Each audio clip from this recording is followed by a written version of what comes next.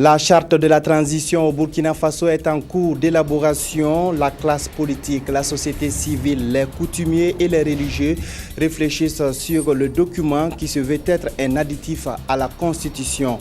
Et puis, science occulte pratiquée par des sociétés secrètes en Afrique et dans le monde. La sorcellerie fait parler toujours d'elle dans ce monde moderne. Dans le Kénodougou, des enfants auraient hérité du don de démasquer les sorciers. Nous verrons comment dans cette édition. C'est le menu de ces 13h15. Bonjour à tous et merci de nous suivre. La charte de la transition au Burkina Faso est en chantier. Le document est en réalité un complément à la Constitution. Il précise les prérogatives du gouvernement et de l'Assemblée de la transition. Les travaux ont débuté hier. Des précisions avec Simon Gongo.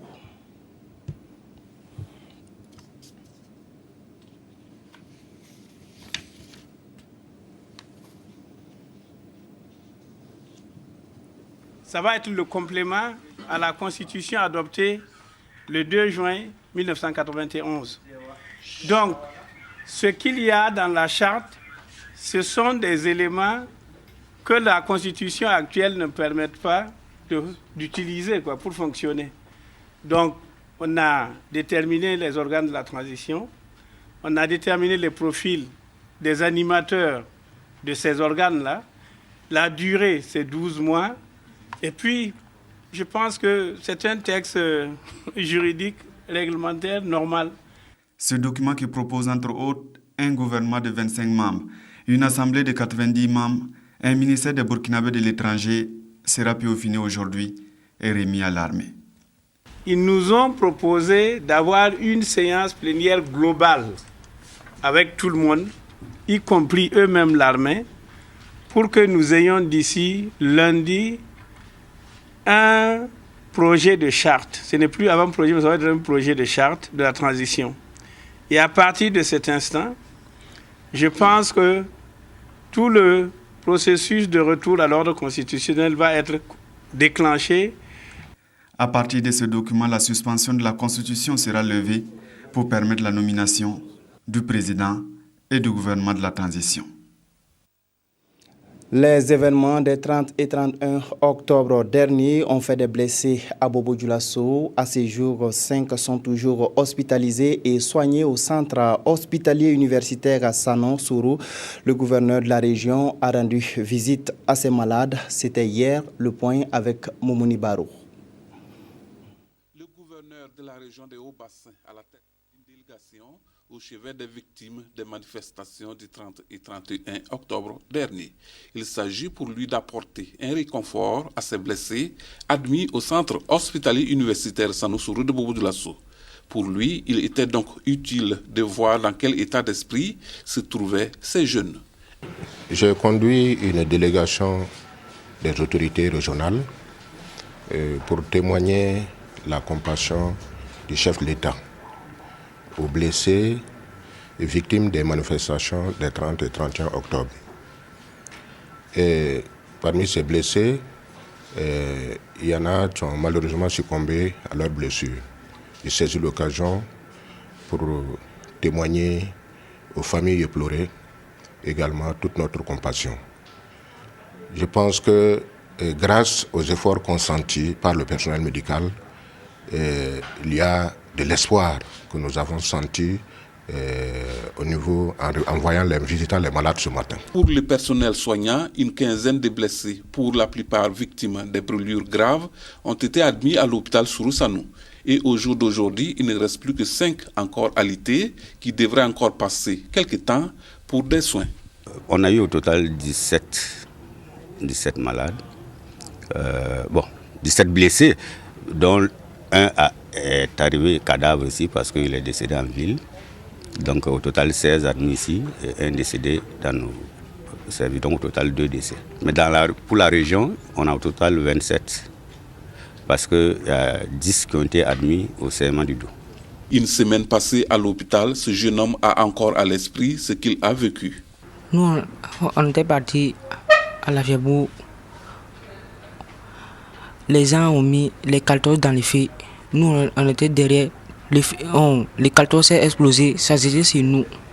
Moi, j'ai couru pour venir à l'hôpital. C'était vraiment grave. Ça me faisait mal, tout ici là. Mais maintenant, j'ai pris les produits là, ça va.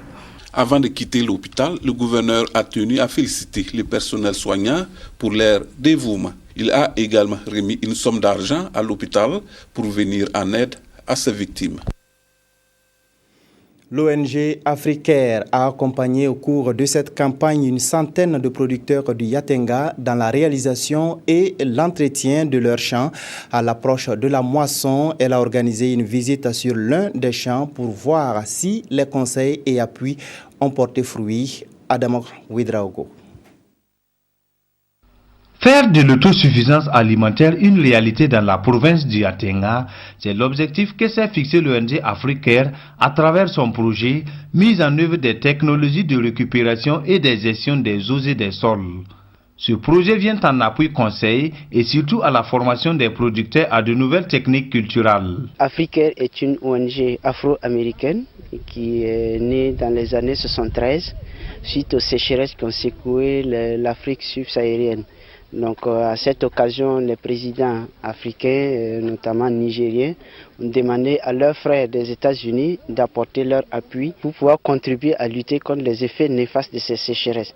Pour toucher du doigt ce que les producteurs ont pu réaliser pendant la campagne agricole 2013-2014, les premiers responsables africains, les autorités provinciales, les acteurs du monde agricole ont visité un champ-école à Tiou.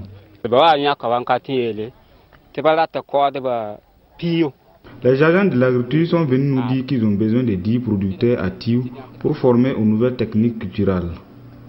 Ils nous ont demandé un terrain de 100 mètres sur 25. C'est ainsi qu'on a commencé à travailler. À la fin, le résultat est probant.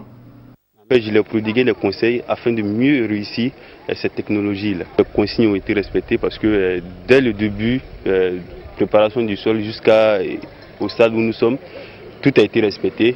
Et les résultats sont derrière nous, on peut le dire que c'est satisfaisant. Dans cette quête de l'autosuffisance alimentaire, l'ONG Africaire est appuyée financièrement par le gouvernement australien et techniquement appuyée par la Direction provinciale de l'agriculture et de la sécurité alimentaire du Yatenga, la Fédération nationale des groupements NAM et l'Institut de l'environnement et de recherche agricole INERA. Depuis quelques mois, des enfants font parler d'eux dans le Kénédougou. Ils auraient le pouvoir de démasquer des présumés sorciers. Cela se manifeste par une transe au cours de laquelle ils parlent des faits et gestes des présumés sorciers. Le phénomène touche surtout le village de Mahon. Explication Moumouni Barou. Manifestement, on aurait pensé à une crise épileptique, mais il s'agit plutôt d'un jeune qui est entré en transe. Un phénomène jusque-là inexpliqué. Et actuellement, une vingtaine de localités de la province du Kénédougou seraient concernées par ce mystère. Et l'épicentre du phénomène, Mahon, un village de la commune de Kangala, à une vingtaine de kilomètres de la ville de Orodara, il y aurait plus de 200 enfants, majoritairement des filles, à être dépositaires de ce pouvoir d'exorcisme. Et cette fille, Notou Kadidja Traoré, native du village, serait la première à faire des révélations mystérieuses. Le jour que ça l'a pris, c'était le 8 avril, tôt le matin, dans les environs de 5h30.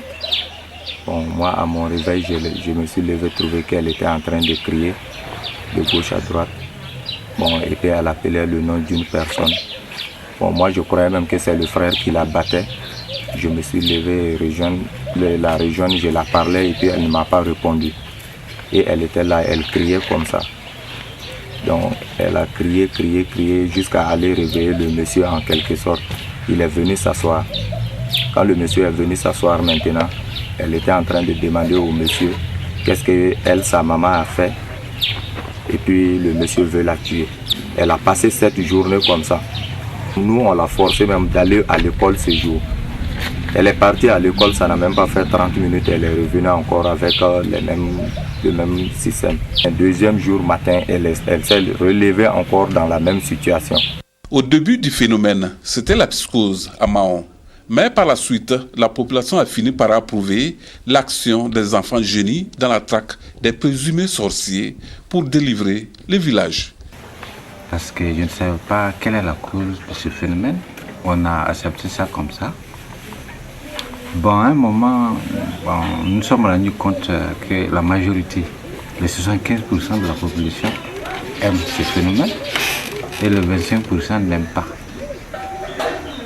Alors, les uns aiment parce que ce phénomène permet à des gens, des infirmes de se relever, d'être guéris de leur maladie, des gens qui sont envoûtés. Ils sont même jusqu'à aller à chasser des mauvais génies du village. Bon, cela a permis à beaucoup de personnes, les 75%, à estimer le phénomène. Dans d'autres localités comme Koloko, Kwini ou encore Serikini, l'avènement du phénomène a été salué. Avant là, on ne peut pas faire la semaine ici parce que nous ne sommes pas tellement, on n'a pas assez beaucoup ici. Mais on ne peut pas faire la semaine sans aller au cimetière. Mais depuis qu'ils sont en train de ramasser les trucs là, venir ici, ça vaut maintenant 2 mois sans avoir des conséquences comme ça. Mais attention, les dérapages sont constatés. Par exemple, dans les écoles, les enseignants sont souvent indexés. Une crise qui risque donc de perturber le bon fonctionnement du système éducatif. Donc quand ils sont arrivés chez nous, ils ont commencé à frotter leur huile dite d'onction aux élèves. Et maintenant, ils sont venus, ils vont me frotter leur huile là. Je dis pas question. Je ne suis pas de mort, je suis venue pour mon travail. Et c'est après ça maintenant, comme j'ai refusé de frotter leur huile, une deuxième fois, ils sont venus encore au niveau de l'école. Ces jours-là, ils sont allés chez moi, frotter leur huile là devant ma porte, verser leur huile là partout, venir à l'école, verser ça en classe. Et après, c'est une collègue qui m'a fait savoir qu'ils sont en train de dire que c'est une dame du village qui l'a vu en cours de route. Elle a dit que ce qu'ils sont en train de dire dans le village là, qu'elle n'a pas entendu. Non. Elle dit que c'est quoi? Qu'ils sont en train de dire que la directrice est une sorcière. Ce n'est pas en restant dans ces conditions-là que je vais pouvoir travailler. Je préfère quitter là-bas. Je ne sais pas ce que j'ai fait et on me traite de sorcière. Pour parer à cette situation, les coutumiers disent avoir pris des mesures nécessaires. Ils vont jusqu'à attaquer des gens à domicile. Nous nous sommes rendus compte que cela va contre une loi du Burkina, c'est-à-dire attaquer à domicile.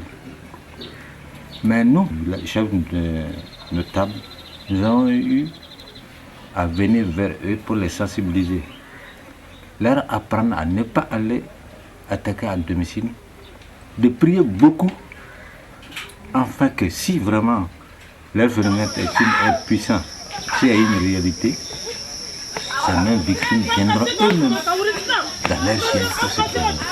Et c'est qu'on fait. Mais comme vous le savez, il y a des faux types qui se permettent de s'infiltrer dans la bande pour gâter leur nom. Mais nous cherchons toujours à, disons, découvrir ces mauvais types-là pour assainir leur phénomène. À noter que l'expansion du phénomène n'est pas prête à s'arrêter. Une grande partie du Kénédougou Nord serait atteinte et même certains villages frontaliers du Mali et de la Côte d'Ivoire ne sont pas épargnés. Un mot de culture à présent, la troupe Badema de Safané dans la boucle du Mouhoun peut être considérée à ce jour comme l'un des porte-flambeaux de la culture de cette partie du Burkina. Elle totalise une 30aine d'années d'existence. Sa musique et ses danses inspirées de la tradition Marka sont connues dans la localité tant le groupe participe à l'animation des différentes manifestations. Focus sur ce groupe Marka avec Yves Rwamba et Moussa Sano. Les Markas sont des grands musiciens et danseurs. À Safané, Badema, une troupe incarne tous les savoir-faire traditionnels de ce peuple habitant dans le bassin du Moun, entre les Samo, les Lélé, les Nounouma, les Miniens et les Boaba. Notre troupe a été créée il y a plus de 30 ans. Nous avons participé à plusieurs événements, notamment à Dédougou. Ici aussi à Safané, à chaque manifestation festive, nous sommes présents pour agrémenter. Agrémenter la fête, la troupe Badema sait bien le faire. Comme ici à Safané ce samedi 11 octobre 2014, à l'occasion d'une cérémonie de remise des vivres et des kits scolaires au village. La troupe Badema, ça présente dans les cérémonies, non seulement côté animation, ça anime vraiment les cérémonies. Ça fait sortir les gens à venir au lieu de la cérémonie. Elle a eu à participer plusieurs fois à la Semaine nationale de la culture en section animation.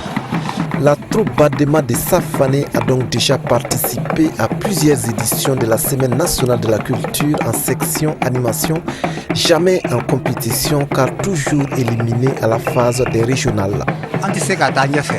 Notre troupe n'arrive pas à s'affirmer dans les compétitions. On invite les gens à nous aider pour qu'on puisse avancer.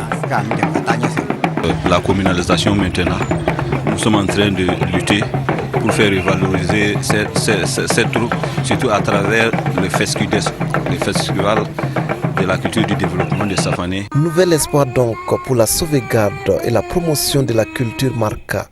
Nouvel espoir aussi pour le rayonnement de la troupe Badema, un des porte-flambeaux dans le volet musique et danse de cette culture. On s'arrête là pour cette édition. Merci de l'avoir suivi. Bonne suite de programme.